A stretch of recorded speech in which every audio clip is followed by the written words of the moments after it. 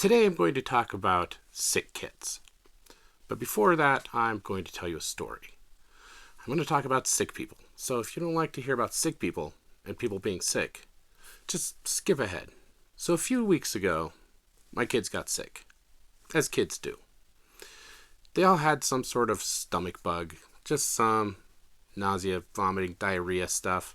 You know, things that happen. The kids didn't all get sick at the same time. They got sick like one after another. And I'm not sure if that's better or worse to have one sick kid at a time for 3 weeks or 3 kids all sick at once for 1 week. Towards the end of the kids being sick, the third one, the last one, was sick, I got sick. The kids had all gone through this, and I knew this was a stomach bug. It lasted like 3 or 4 days, and they were fine, so I wasn't really too worried. Figured I'd be okay. My wife is a nurse.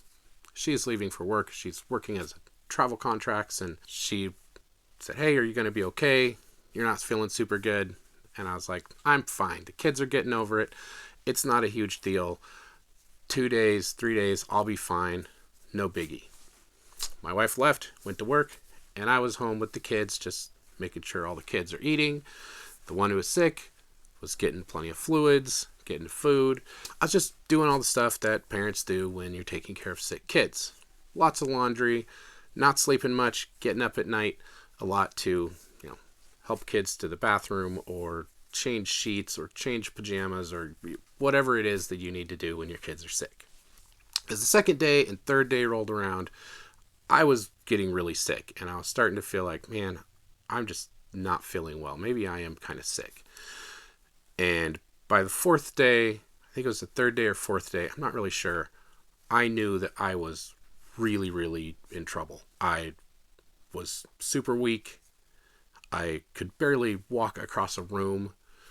Like, it took every bit of energy I had to get the kids some food and make sure they were fed, or to make sure they had clothes on. Like, I was not functioning, just barely able to even move. That last night, I sent all the kids to bed, and I was sitting there just thinking, I need to do something. I'm going to need to go to the ER or something. This is just not right. Fortunately, my wife had been talking to me on the phone, and she knew that I was not doing well. So she left work early, drove back home 5 hours, and came home that night without telling me that she was coming home, and kind of saved my butt.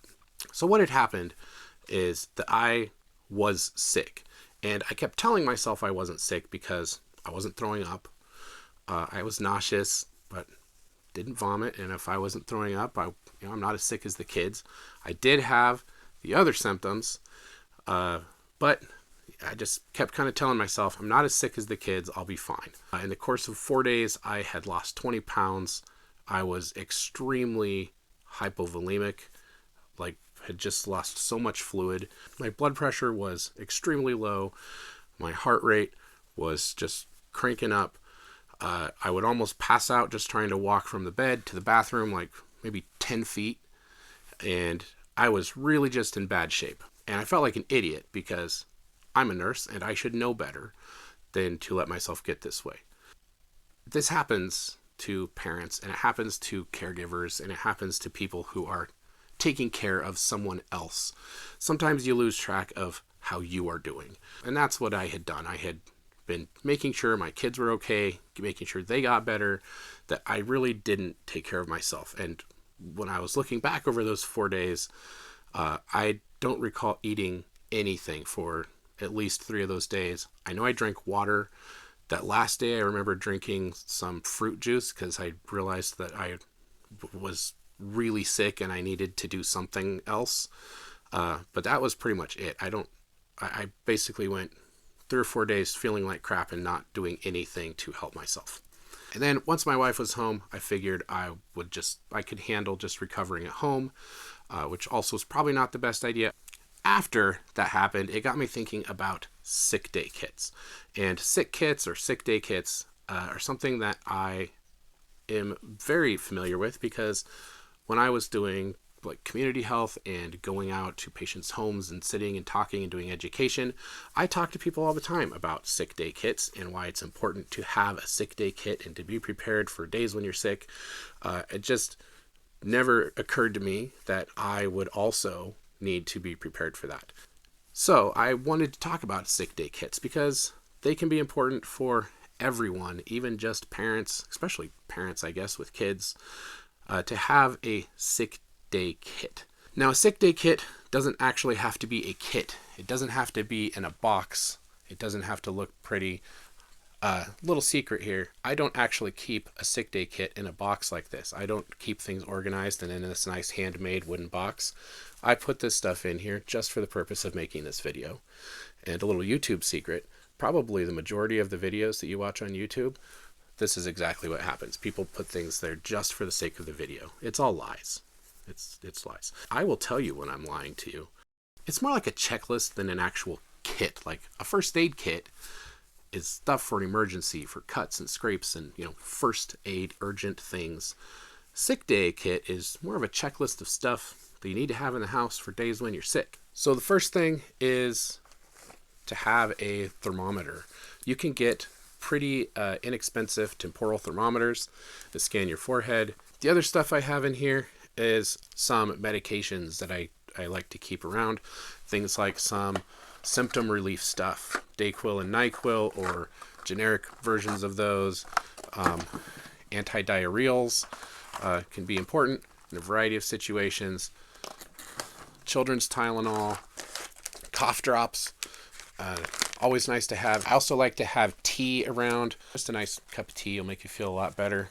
And then some rehydrating things. Pedialyte is great. These Pedialyte powder packets are really nice because they're easy to store. I like these Noon Sport tablets, mostly because they don't have a lot of sugar in them. One of the reasons I got so sick is because we did not have any electrolyte anything in the house. I had like water, some fruit juice, and some half and half, and tea. If you have a chronic condition, keeping extra medication or extra supplies. If you're diabetic, keeping extra testing supplies, extra medications, that type of thing can go in a sick kit or in a on that checklist, making sure you have extra. And last thing is some foods that are easy to eat when you are sick. Some things that are more friendly to an upset stomach. Crackers are a classic. These applesauce pouches, these are from Costco. Buy them in a big box. These are really nice because you can eat them laying down. If you have a sick kid, they don't have to sit up. These little applesauce cups, also nice, but they're a lot harder to eat when you're laying down. Pro tip here for all you parents and future parents. Applesauce pouches are great. Go-gurt or yogurt pouches are not good for sick kids because it is far worse to clean yogurt vomit out of things than it is applesauce vomit. So you guys let me know your stories down in the comments. Do you keep a sick day kit, or do you have a checklist of sick day items that you make sure are ready to go for yourself or for kids? Have you ever experienced not caring for yourself because you were too busy taking care of someone else? Make sure that you take some time to take a break and make sure that you are healthy, because you can't take care of your kids or you can't take care of that other person if you aren't healthy and taking care of yourself. That's all I've got for you today. I appreciate all of you, and I will see you next time.